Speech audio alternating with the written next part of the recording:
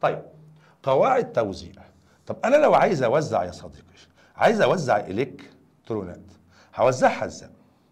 اول حاجه حامله المستوى الطاقه الاقل اولا. هو المستوى الطاقه الاقل اللي هو مين؟ الكي.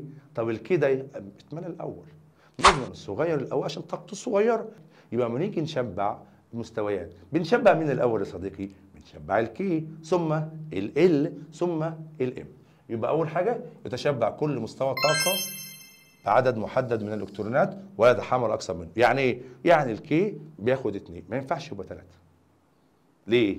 خلاص؟ ليه ما ينفعش يبقى 3؟ هو بيشبع مش بيطافي، سوري يعني. طيب تملأ المستويات الطاقة الأقل أولا. يبقى أول حاجة كل مستوى طاقة بيملأ بعدد محدد من الإلكترونات، ما ياخدش أكتر من كده. العدد المحدد جبته منين؟ لسه قايلين العلاقة 2 نون تربيع 2 نون تربيع.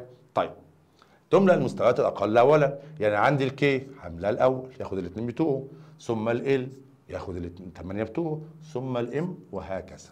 خلاص؟ الحتة اللي جاية دي بقى أنا أناشد ذكائك، أصل أنا هتلاقي أعمل لك كوبل كده وأعمل لك باكورد في المعلومة. إيه ده؟ إحنا اتفقنا إيه؟ استنى بس على النبي. إحنا اتفقنا إن الكي بياخد 2 والال بياخد 8 والان بياخد 18 والام بياخد 32 صح؟ العلاقه اللي قال كده.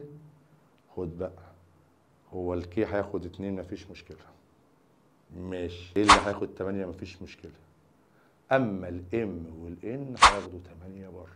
ايه يا مستر رجعت في كلامك ليه؟ ما رجعتش في كلامك. هي في معلومه بتقول ايه؟ المستوى الخارجي لاي ذره ما بيزيدش عن 8.